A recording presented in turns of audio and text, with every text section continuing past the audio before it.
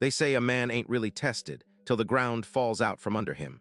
Till the whole damn world you built, brick by careful brick, crumbles down to dust and leaves you standing there, naked to the wind, wondering if you ever really knew how to stand at all. That's when you find out. That's when life stops whispering and starts yelling in your ear, demanding you look closer at the foundation or lack thereof. Sometimes the only way to truly build something solid, something real, is to first watch everything you thought you had fall to pieces around your feet. It's a brutal lesson, one carved into the very bones of those who have walked through the fire, but it's a lesson that makes a man different. It makes him stronger if he's got the grit to pick himself up from the ruins. Garrett knew that feeling better than most. He wasn't some philosopher on a mountaintop, nor a CEO in a corner office. He was a factory man, 47 years old, with calluses that had their own stories and eyes that had seen more than their fair share of sunrise shifts. He moved with the practiced economy of a man who'd learned efficiency in a loud, demanding environment, never wasting emotion. There was a quiet weight to him, a permanent, almost imperceptible slight slump to his shoulders that suggested he carried more than just his lunch pail to work every day. You looked at Garrett, really looked at him, and you saw a lifetime etched into his face. Not pretty lines, but honest ones, crow's feet from squinting against fluorescent lights, a permanent furrow between his brows from concentration and worry, a tightness around his mouth that spoke of unspoken burdens. His hair, once thick and dark, was now a salt and pepper mix, thinning a bit at the crown, always neatly combed but never fussy. He wasn't a man who spent time on mirrors, he spent it on his hands. Those hands, they were the kind that could fix an engine or gently hold a child's smallest finger or steady a trembling cup of coffee for his wife. Knuckles thick and scarred, fingertips calloused from years of gripping tools, handling cold steel, pushing buttons, pulling levers.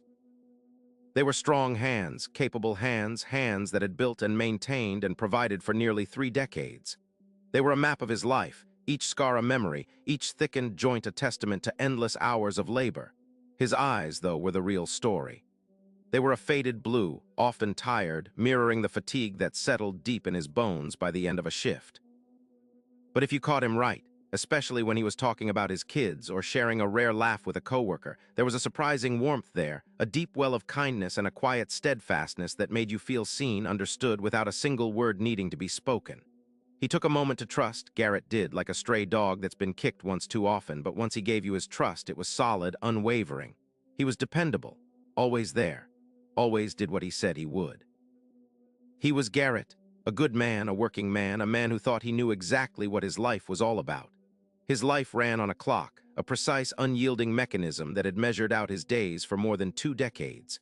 Every morning, the digital screech from a cheap plastic box on his nightstand tore through the pre-dawn quiet at 5 o'clock sharp. Not 5:01, not 4:59. 5. That was the first sound Garrett heard, the unwavering call to another day of labor. He'd swing his legs out of bed, careful not to disturb Sarah, whose sleep was often lighter than his, troubled by the whispers of their precarious balance. The floorboards in their small, older single-story house groaned a familiar greeting under his weight.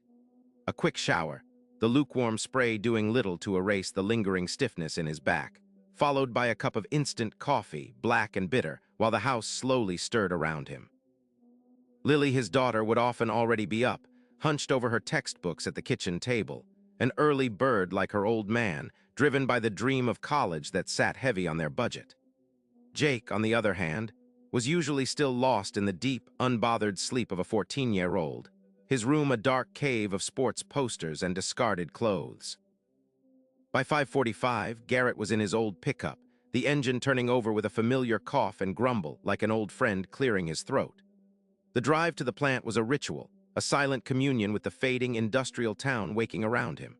Streetlights cast long, lonely shadows, illuminating the tired storefronts and the smoke-stained brick of the factories that dotted the landscape, some still humming, others silent hulks, monuments to bygone prosperity.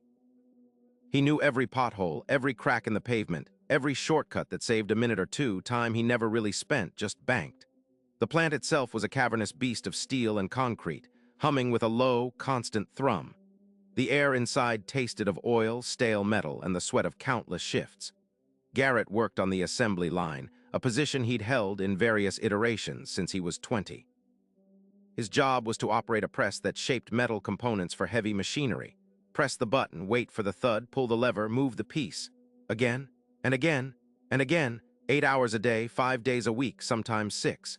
The rhythm was hypnotic, mind-numbing, a relentless drumbeat that slowly eroded the edges of his thoughts, leaving only the dull pulse of repetition. His hands, those capable, scarred hands, moved with an almost unconscious precision, a dance perfected over years. But his mind, it often floated above the clang and grind, drifting to the stack of bills on the kitchen counter, the faded checkbook, the endless dance of numbers in his head. Every paycheck felt like a reprieve, never a solution. Mortgage, car payment, utilities, groceries, Lily's tuition installment, Jake's new basketball shoes. The list was a hydra, cutting off one head only to see 2 more sprout in its place. He'd mentally subtract, recalculate, weigh what could be put off against what absolutely had to be paid. There was always a worry, a quiet, persistent hum beneath the surface of his calm demeanor. Not a panic, but a steady anxiety, like a loose screw rattling somewhere in the machinery of his peace. He didn't complain, not out loud. He was a provider, that was his identity, his purpose. He carried the weight of his family's stability on his broad shoulders, and he did it without fanfare, without expecting thanks. This was just what a man did. He worked, he provided, he endured. That's what his father had done and his father before him. He believed that hard work alone guaranteed permanence, that steadfastness secured the future. He'd built his life brick by brick, steady and strong, and he took its security for granted, believing it was unshakable. He believed he knew exactly what his life was all about. And then, one day, the ground beneath those bricks began to tremble. The insistent buzz of the alarm clock at 5 a.m. was less a wake-up call and more a familiar sigh in the dark, a daily reminder that the world had already started turning without him, and he'd better catch up. Garrett would swing his legs out of bed, the floor cold against his bare feet, and begin the silent ritual. Coffee brewed while the house still slept, the only sounds the gurgle of the machine and the distant hum of the refrigerator.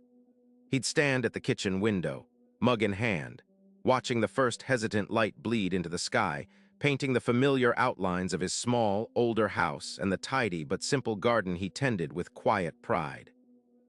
The commute to the plant was a blur of sleepy side streets and the same stretch of highway, the rising sun catching the dust motes dancing in the cab of his worn pickup. He knew every pothole, every crack in the asphalt. Inside the factory gates, it was a different world. The air was a permanent cocktail of ozone, machine oil, and cold steel, a thick scent that clung to his clothes and hair even after a shower. The rhythmic clang and hiss of the presses, the whine of the conveyor belts, the shouts of foremen, it was a symphony of production he'd memorized over 2 decades. His body, his hands, moved with an almost unconscious precision, a dance perfected over years. He'd spend his shift assembling components, bolting metal to metal, tightening screws until they sang under the torque wrench. Each movement was efficient, precise, utterly devoid of thought. It left his mind free to wander, often to the quiet dread of the mail piling up on the kitchen counter, the faded checkbook that always seemed to be running on fumes. The numbers were a constant, relentless hum beneath the surface of his calm demeanor.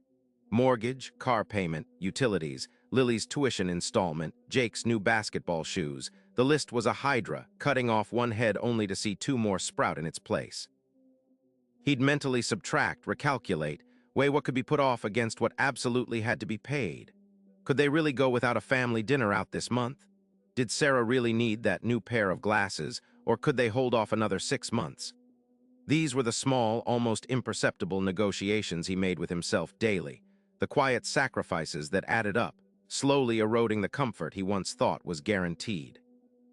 Sometimes in the quiet monotony of his work, or late at night when the house was dark and still, a different set of thoughts would surface.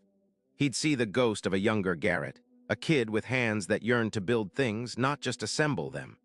He'd once dreamed of working with wood, of the smell of sawdust and the feel of a perfectly planed board. He'd even sketched designs in a beat-up notebook he still had somewhere, intricate patterns for furniture, for cabinets, for anything that could transform raw material into something beautiful and lasting, something he had crafted. He'd even tinkered with old engines in his dad's garage, feeling a satisfying surge of accomplishment when he brought a dead machine back to life. But then came responsibility, came Sarah, came Lily, came Jake.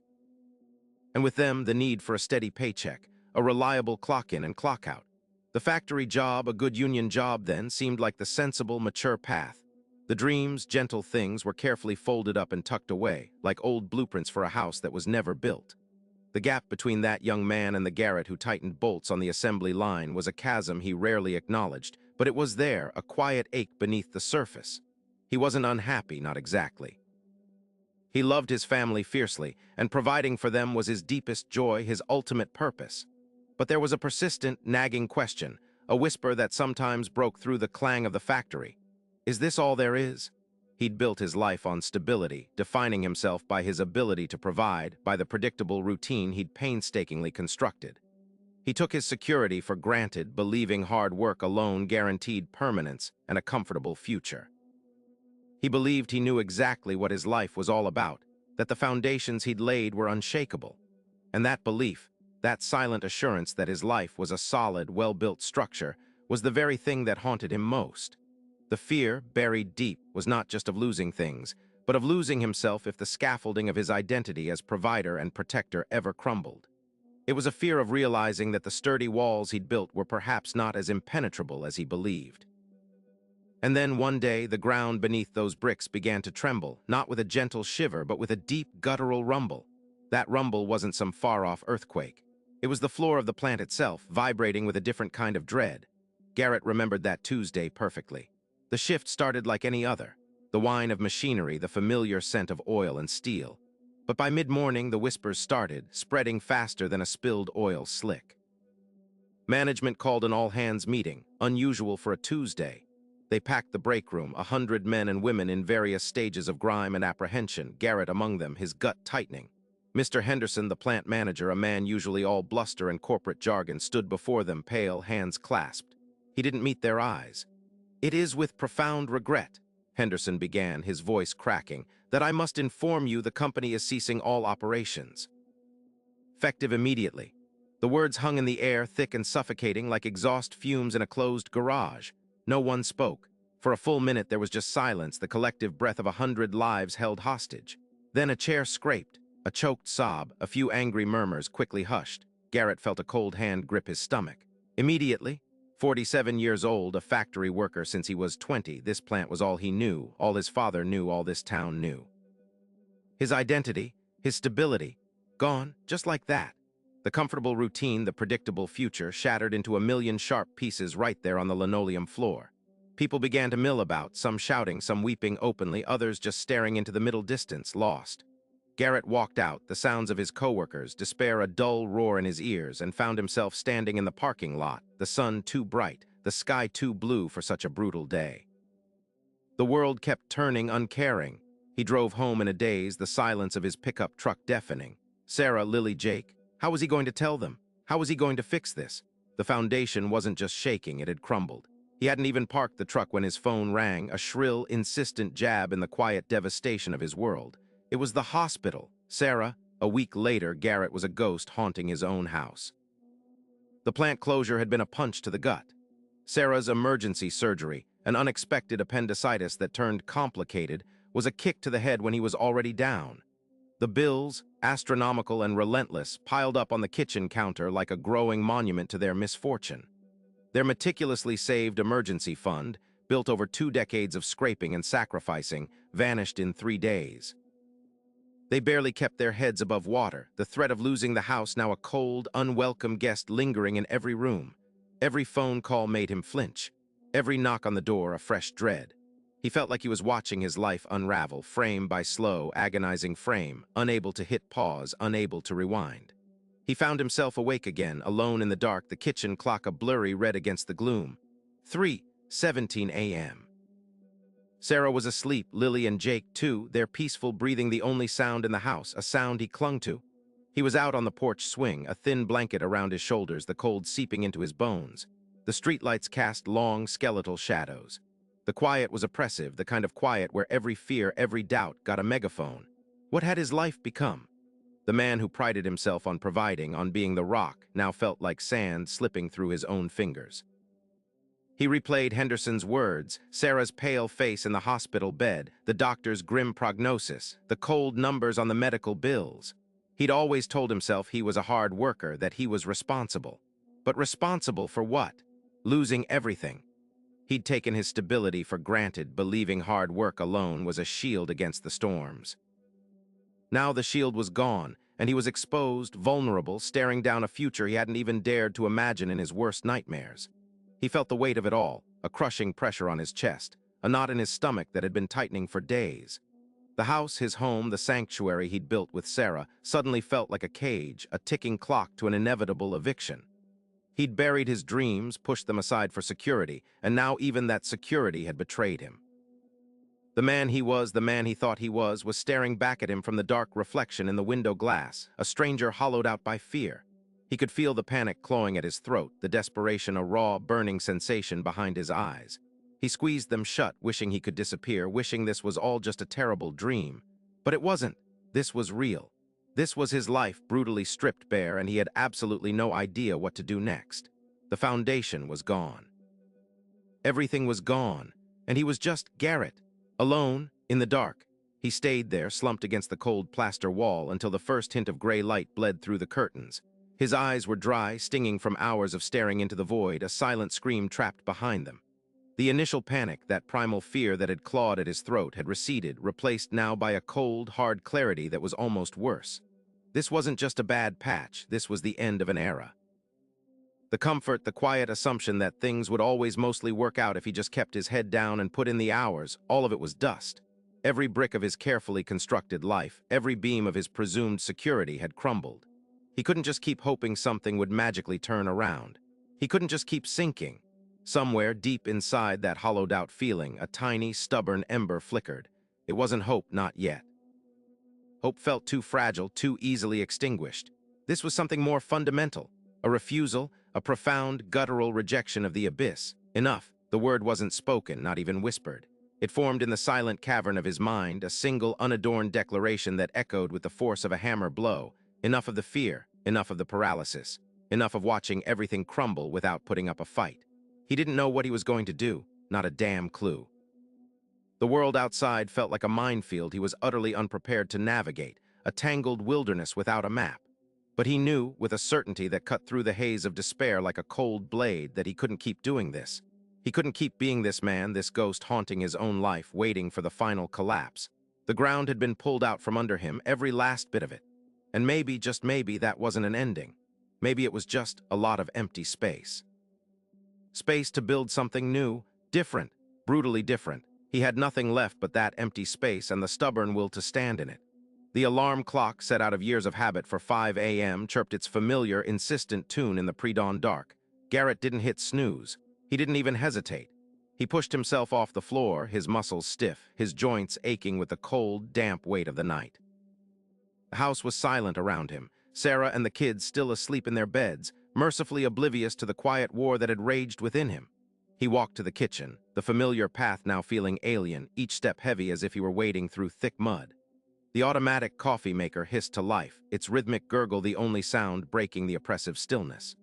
He sat at the small, chipped kitchen table, the one they'd bought when Lily was just a toddler, and stared out the window, watching the stars fade.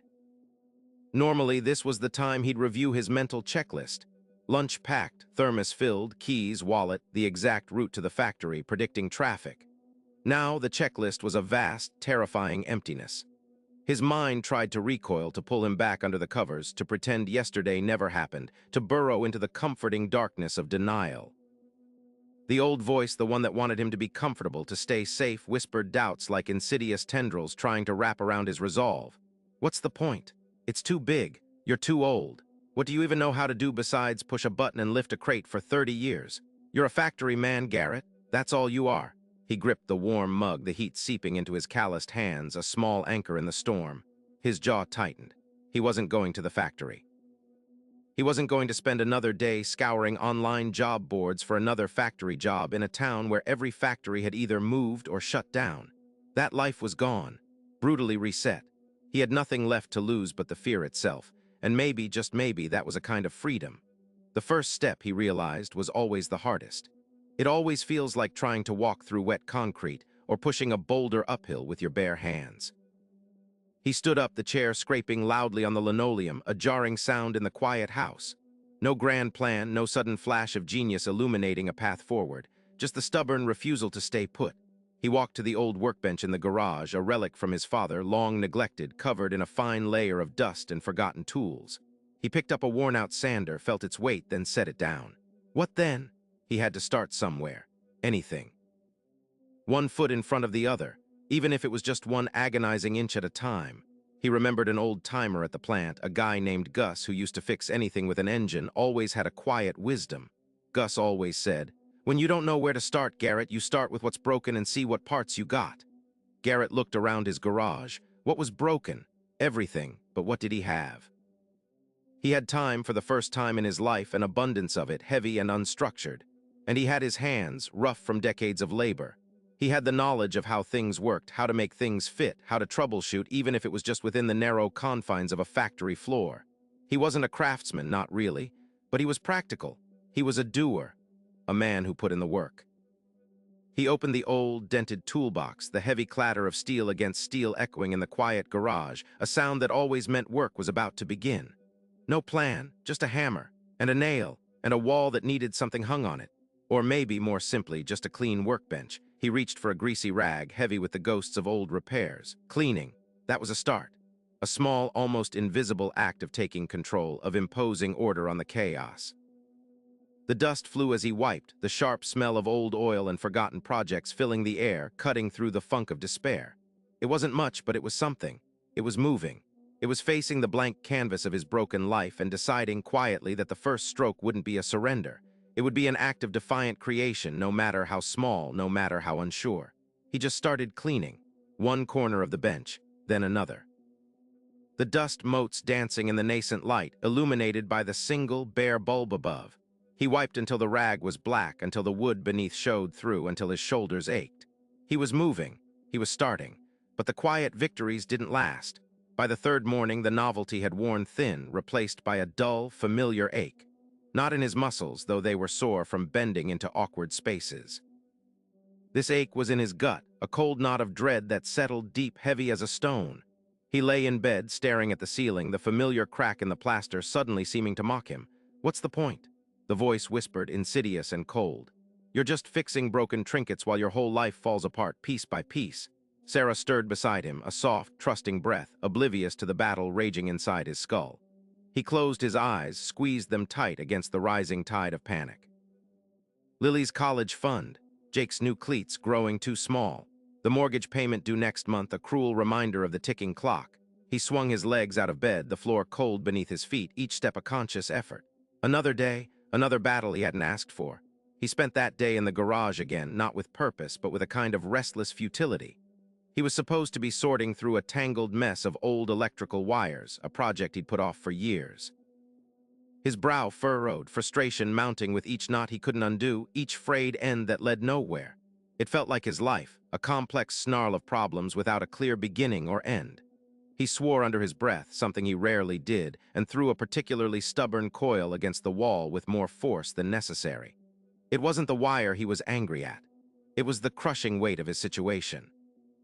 Sarah found him later, sitting on an overturned bucket, just staring blankly at the dust motes dancing in the weak afternoon light. She didn't say anything, just put a warm mug of coffee in his hand, its steam a silent comfort. He gripped it like a lifeline, the heat searing his palms, a small anchor in the storm. A week bled into another, each sunrise a fresh start, each sunset a new tally of what still needed doing. He'd fixed the garage door opener, patched a hole in the roof that had been a slow drip for seasons, even helped Sarah replant some overgrown bushes in the front yard, their roots as stubborn as his own resolve. But the stack of bills on the kitchen counter only grew, a silent, mocking monument to his failing efforts. The phone calls from potential employers were sparse and each polite, rehearsed. "We've decided to go with another candidate."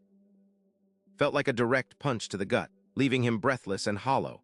He'd tried applying for jobs he never would have considered before, delivery driver, store clerk, even night watchman, humbling himself, pushing down the pride that used to define him. Each rejection chipped away at the fragile edifice he was trying to build, leaving cracks in his confidence.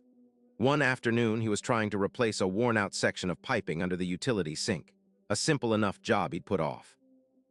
He'd done things like this 100 times in the factory, his hands moving with practiced efficiency. But his mind was elsewhere, replaying a particularly dismissive phone call from earlier that morning, the caller's voice crisp and impersonal. He tightened a connection too hard, felt the faint creak of old plastic, then heard the distinct snap as the worn material gave way. Water spurted out, cold and unforgiving, soaking his shirt, spraying across the small laundry room floor, a chaotic geyser. He stood there, dripping, watching the water pool around his worn work boots, a hot flush of shame and impotent rage rising in his chest. I can't even do this right anymore, the thought clawed at him, venomous and sharp, tearing at the edges of his already frayed resolve. He felt a profound weariness, a desire to just sit down in the cold water and let everything go, to just stop fighting.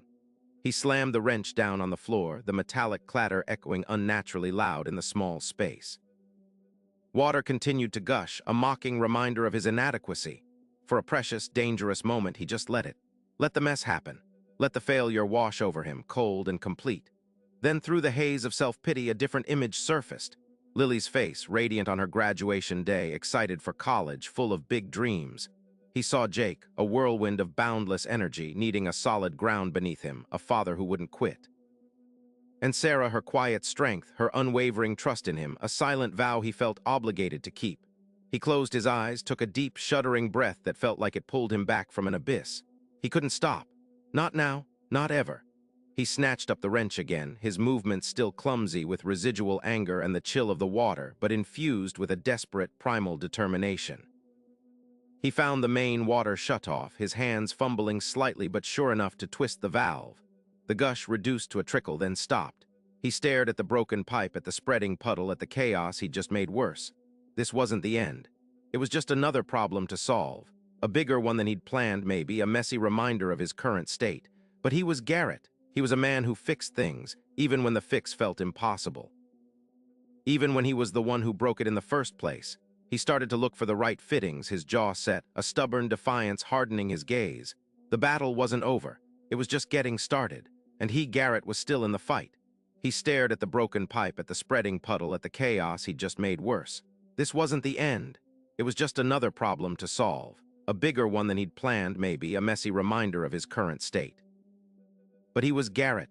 He was a man who fixed things, even when the fix felt impossible.